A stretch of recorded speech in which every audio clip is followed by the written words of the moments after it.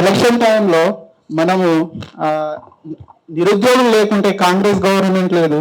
అసలు ఆ విషయం అందరికి తెలిసిన విషయమే. ఇక్కడ ప్రియాంక గాంధీ యూత్ డిక్లరేషన్ ఇక్కడికి వచ్చినప్పుడు చేసింది ఏంటంటే, అప్పుడు ప్రతి నిరుద్యోగికి 4,000 రూపాయలు ఇస్తామని చెప్పారు. రీసెంట్ గా ఆంధ్రప్రదేశ్ లో కూడా ఏపీ గవర్నమెంట్ కూడా ఇంప్లిమెంట్ చేస్తుంది నిరుద్యోగ భృతి. సరే, ఈ నోటిఫికేషన్ సంవత్సరానికి మాకు ప్రభుత్వం వస్తే 2 లక్షల ఉద్యోగాలు అని చెప్పారు.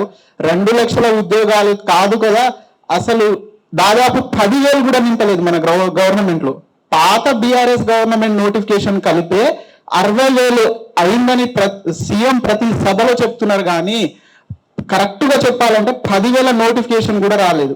ఎందుకంటే ఈ గవర్నమెంట్ వచ్చి 18 నెలలు కావస్తుంది, దాదాపు 2.5 years వస్తే రేపు లోకల్ బాడీ ఎలక్షన్స్ పోతే జడ్పీటీసీ అంటారు, మున్సిపల్ ఎలక్షన్స్ అంటారు, ఇట్లే 3 సంవత్సరాలు పూర్తయితే తప్ప గవర్నమెంట్ నుంచి వచ్చిన నోటిఫికేషన్లు మాత్రం 10,000 కంటే మించింది లేదు.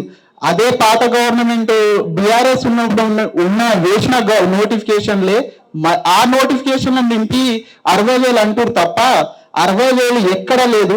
సీఎం గారు ప్రతి సభలో అంటున్నారు 60,000 నింపినము, 60,000 నింపినాము. అంటే ఒకటి శ్వేతపత్రం విడుదల చేయండి. దేని మీద? ఈ నోటిఫికేషన్లు మీరు 60,000 నింపారని చెప్తున్నారు కదా, శ్వేతపత్రం రిలీజ్ చేయండి. ఏ డేట్ కి ఇచ్చారు నోటిఫికేషన్, ఏ జీవో ద్వారా ఇచ్చారు, క్లియర్ కట్ గా సమాజాన్ని ప్రజలందరికీ తెలుస్తుంది కదా.